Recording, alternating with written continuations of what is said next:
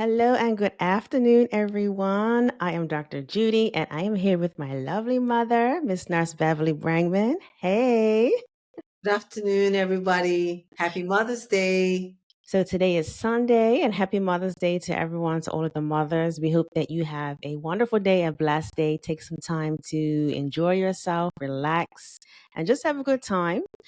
And my mother is in Bermuda, and I'm in North Carolina, as you know, and we do videos together.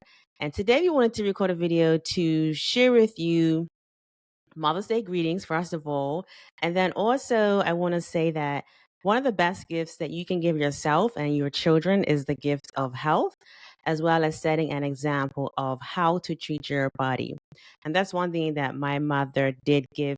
Well, obviously, she gave us many things, but she gave us that gift of health and demonstrated by setting an example of how we should honor our body, how we honor God with our lifestyle habits, the food that we eat, the food that we don't eat, how we move our body, and how we cultivate our mind. So I'm incredibly grateful for that example that you set. And I frequently use you as an example in my presentations and stories about how you're in your 70 and you 71 and you eat healthy, you are very, very disciplined with your diet. You don't eat processed foods like ever, fried foods, some sugar, or anything like that. Like, you're probably like the most disciplined person that I know in that regard. So, thank you for that gift of health and showing how to treat our body and what's possible for us. A lot of times we think that it's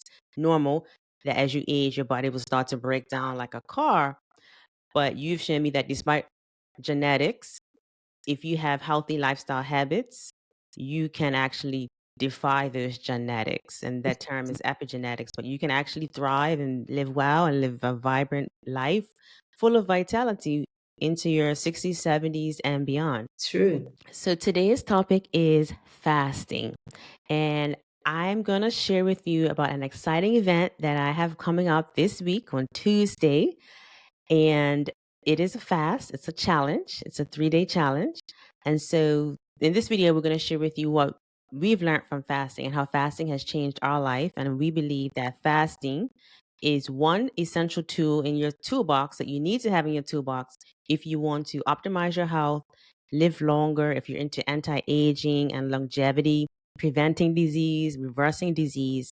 Fasting is a often underutilized tool that can significantly elevate your health.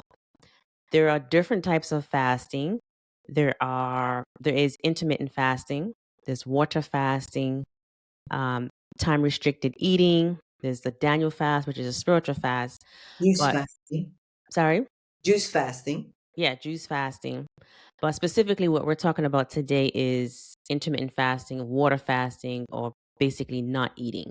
And the biblical definition of fasting is abstaining from all food. So the Daniel fast technically is not really a fast in the biblical sense. It's a good thing to do.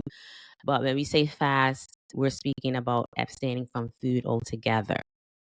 And there are, if you want to look up other people that have gone before me that have published extensively about this, have written books about this, you can look up the work of Dr. Jason Fung, Fung. He's considered like the pioneer of fasting, as well as True North Health Center in California. They do water fasting, prolonged water fasting with their patients with significant, remarkable results.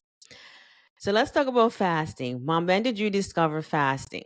And tell us about your fasting journey. Yes, it has been a journey. I knew about fasting, I would say, in my probably about 30 years ago, but I never really embraced it like I am now in my 70s. It was something that, was encouraged as a part of prayer and fasting together. But in the last year, did a 10-day prayer, and they gave a day of fasting. And ever since then, I felt totally different. Uh, they and I've incorporated it. So they gave us one day, and I now do it every week. It's been now over 2 months, and I look forward to it, as well as the how I feel after it. I feel better. So how do you do the fast?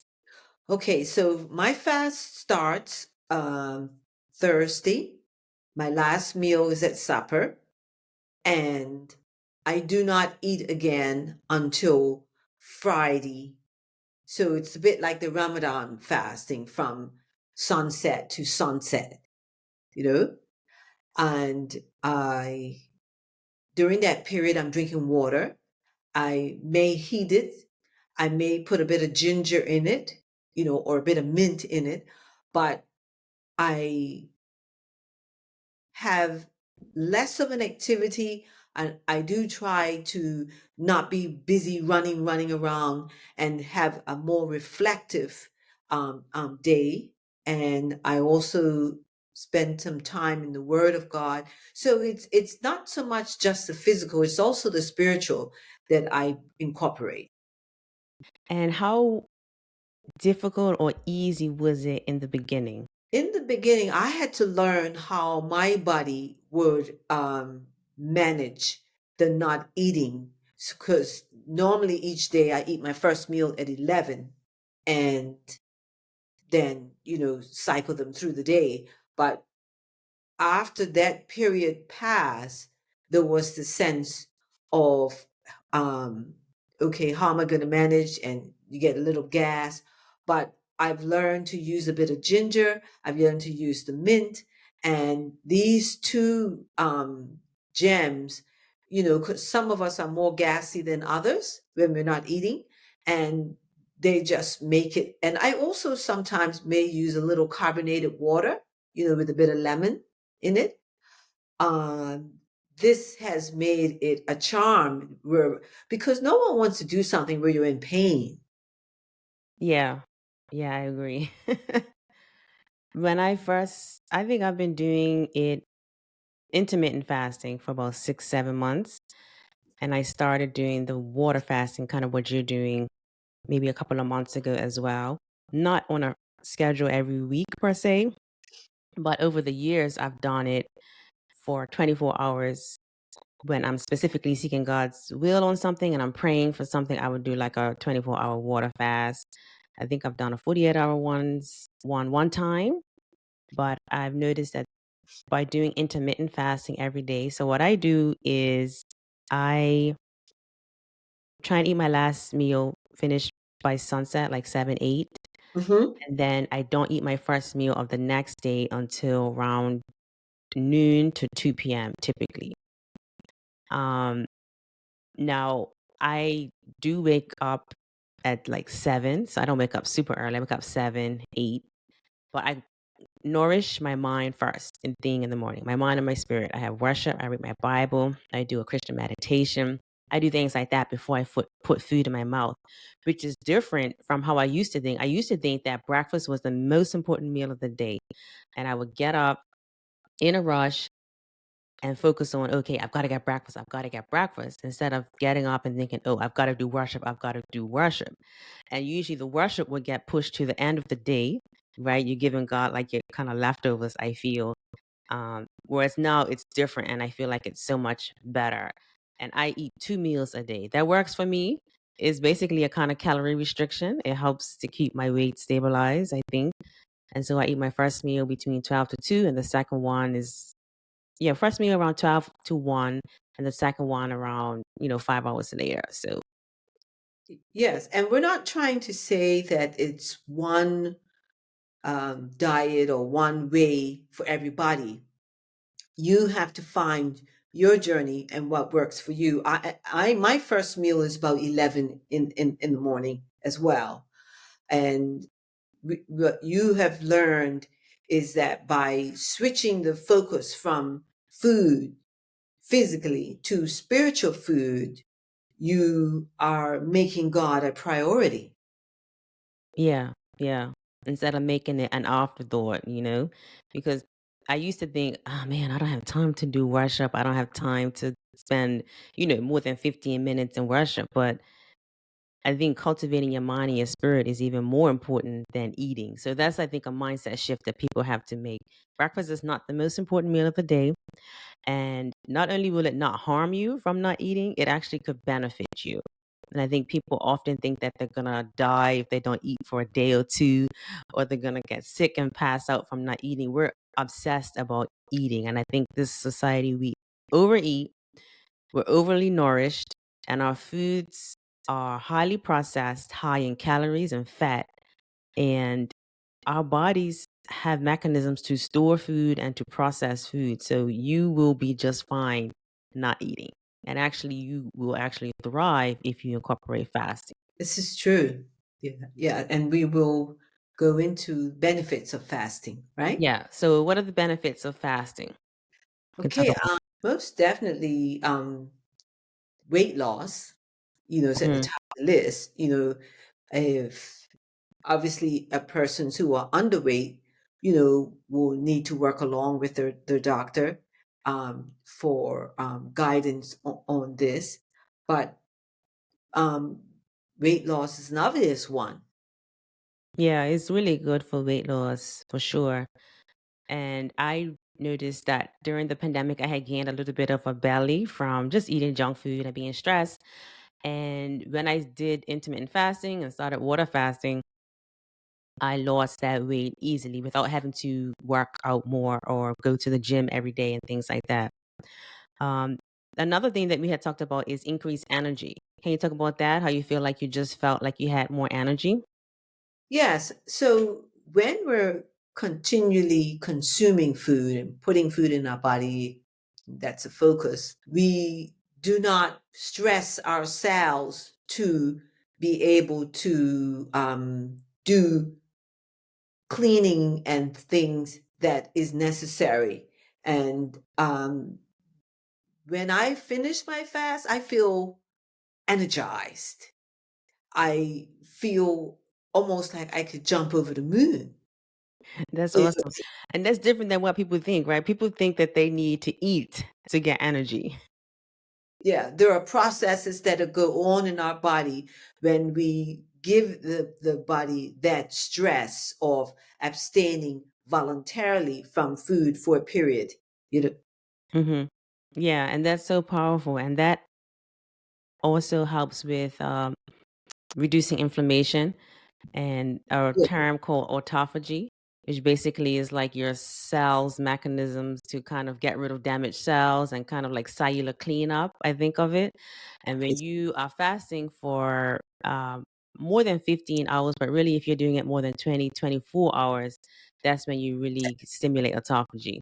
yeah, that mechanism is very important for longevity. You can, if Mhm. you want, you can look it up. Autophagy, AUTOPHAGY. It's all the buzzword for Yeah. longevity.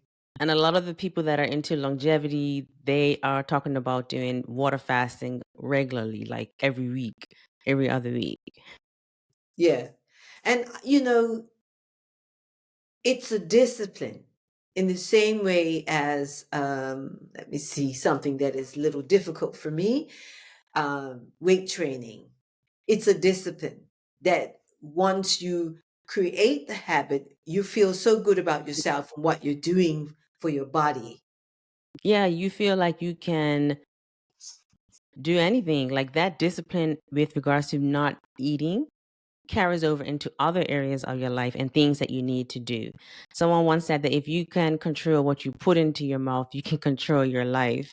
But I definitely feel that, of course, eating healthy is a discipline too, but when you take it a step further and you're like, okay, I'm not going to eat at all, when you have this hunger pains, what do you do? If you're in a spiritual fast, you rely on God, you pray, you read your Bible, That's and it right. really, really strengthens your muscle. It's just like, going out to the gym, working out, running. Your Yeah. legs may hurt a little bit when you first get used to it, but over time, it gets easier and then you reap the benefits. Yes. So you're creating this habit. Once this habit is formed, you're not going to be having the discomfort that you have. And of course, if I can divert us in the scriptures to many instances where people fell because of lack of self control with food. Yes, yes. So let's talk about that. What are the examples?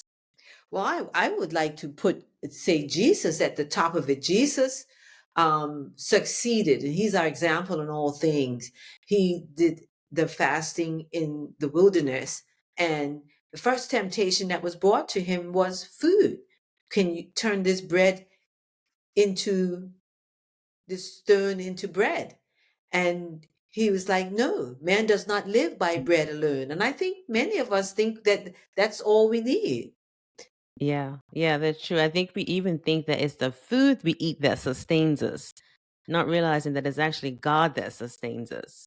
Yeah, because he has put mechanisms into our bodies for regeneration and healing. And so, without God's hand on our lives and the breath of life each day, what good would the food do? Yeah, It would just, exactly. Yeah. it would just sit in our stomachs and putrefy. Yeah, that's so true. And Jesus fasted for 40 days. And so I think, well, if he did it for 40 days, I think we could do it for a day or two. Yeah, And so that's one reason. That's why I'm even doing the challenge. God just laid it on my spirit months ago that people aren't fasting. That people need to fast because it helps to strengthen your discipline.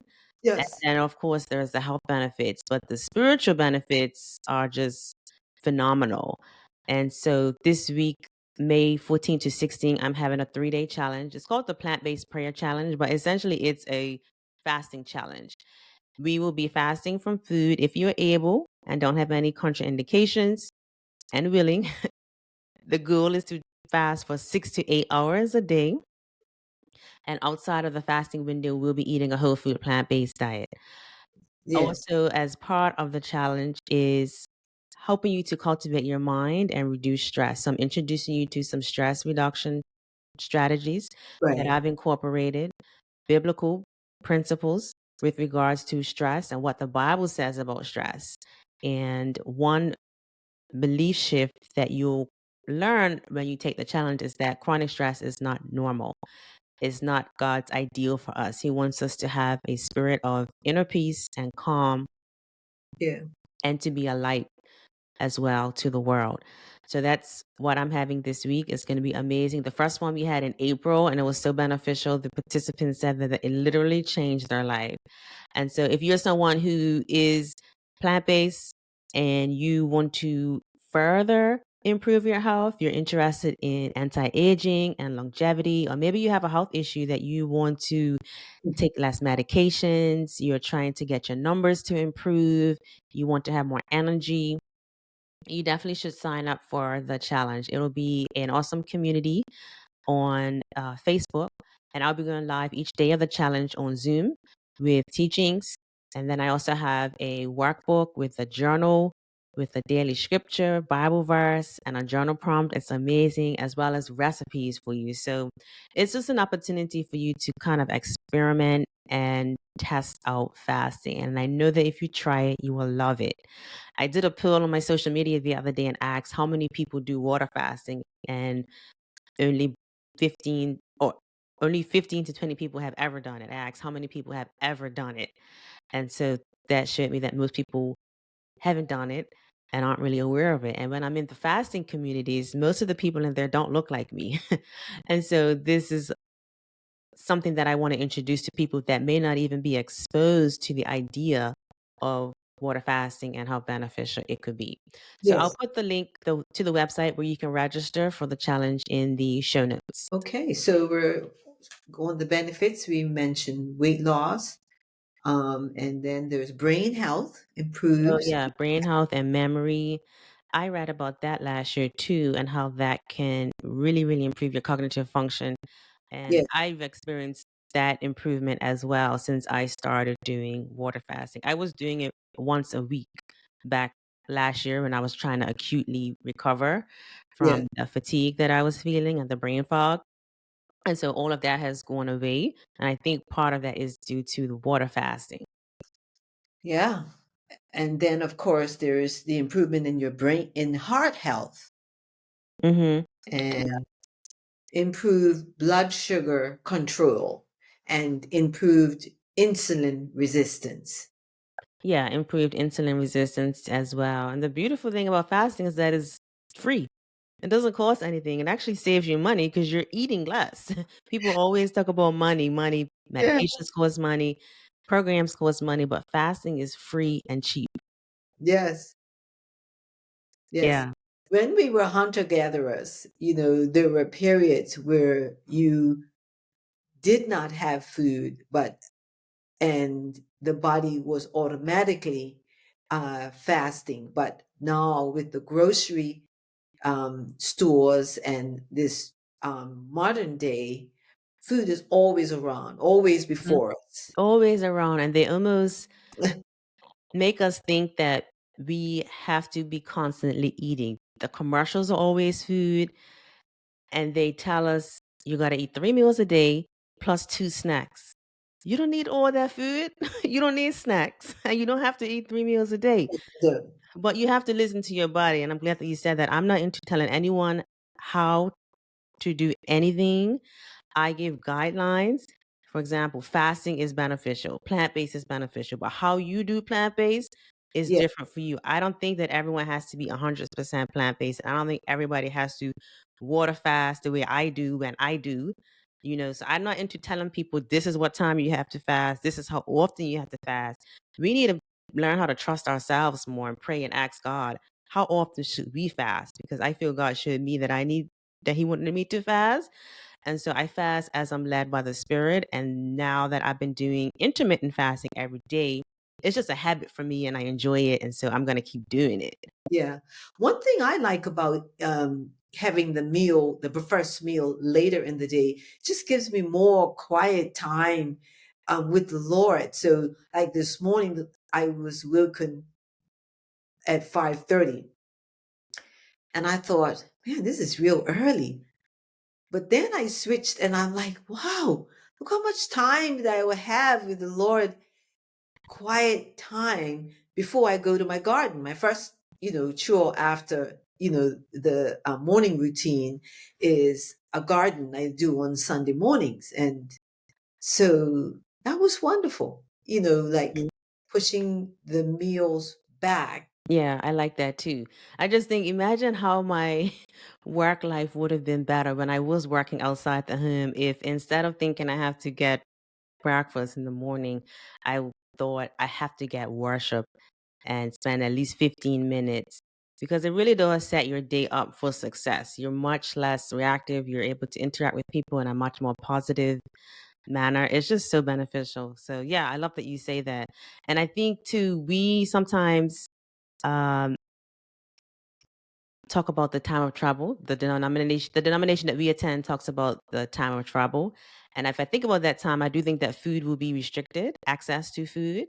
And I think that fasting is a way to prepare yourself for possibly difficult times, possibly, I think. Because I'm not going to be freaking out if I can't eat for 3 days. I'm certain that I can manage at least 3, 4 days perfectly fine, not eating at all. I mean, you have the example of Esau, who came in from, hunting, and he was hungry, and he felt he could not wait, and he sold his birthright for a pot of soup. Yeah, Think about it. yeah, He wouldn't have died. The right? mechanisms that God put into our body is so amazing that we don't die just missing one meal. Yeah, and we have enough fat storage, most people, that is like your body will be fine. So that's a good example. And then also the story of Adam and Eve, like the fall of mankind Yeah, was the over first, yeah, the first, eating from the forbidden tree yeah, and we don't know what the or fruit fruit, was, but whatever the fruit there, was. Yeah. that self-control is going to come to us through this discipline. And that's what it is. Eating healthy is a Mhm. discipline. Fasting is a discipline. Exercise is a discipline. Yeah, and I love that you say that, and that's why I'm so passionate about this, especially for people that are believers, because I think sometimes people don't think about eating healthy as being a spiritual discipline and an act of worship. And for me, I feel that if I continuously, repeatedly destroy my body and put trash into it and put negative things into my mind, listen to music with curse words and things that are not biblical, all of that I feel is not making God happy.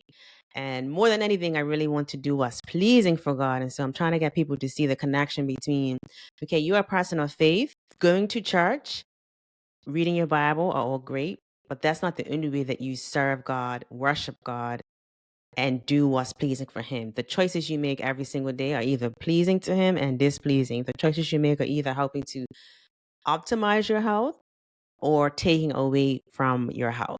And how we care for the body temple is a form of worship. When we honor our temple, if God says, I will be in them and be in them, and just as you would not desecrate a church, well, how we care for our bodies is a form of worship and respect to God who made us fearfully and wonderfully. Yeah, exactly. And some people take better care of their car. Like you wouldn't put Kool-Aid in your car, you put gas in it.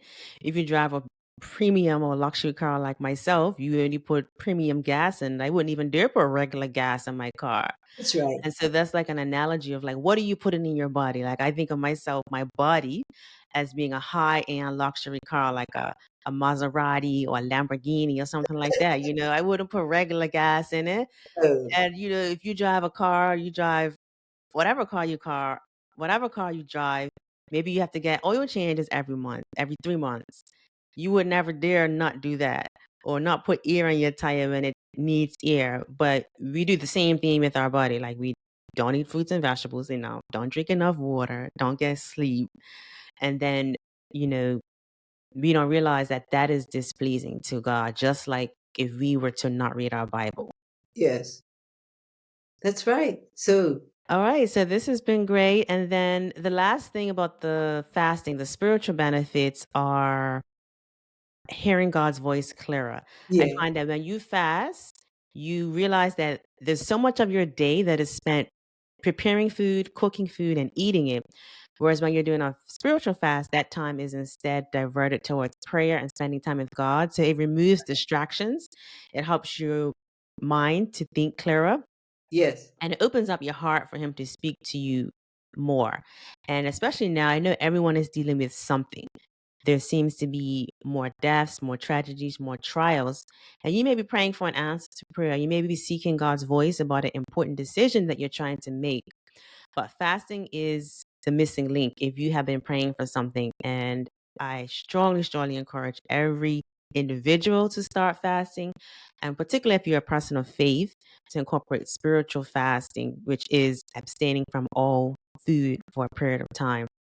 and you can pick your type of fast as we've discussed and start at your pace and then increase it as your body adjusts. Yeah. What would be an example of that? Well, you can not have your breakfast at 6 o'clock in the morning. You can Mm. push your breakfast back to, say, 11 o'clock. So that's sort of using the intermittent fasting Mhm. concept. And you can also try not to eat in between meals. Yeah, that's good too. In the in between meals, drinking water, and your body is going to be appreciative because you're going to be more hydrated. A lot of times we're eating, we're actually thirsty.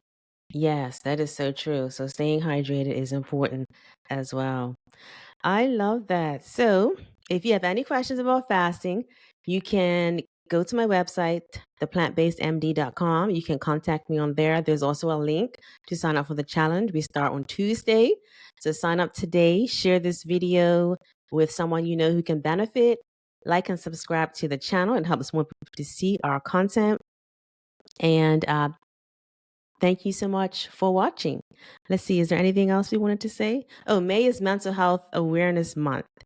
And yeah, so I also wanted to touch on that. May is Mental Health Awareness Month, and the challenge has a stress reduction component to it. So in the challenge, you'll learn my P3 method that was developed out of my own health challenge that I've had last year and over the past few years.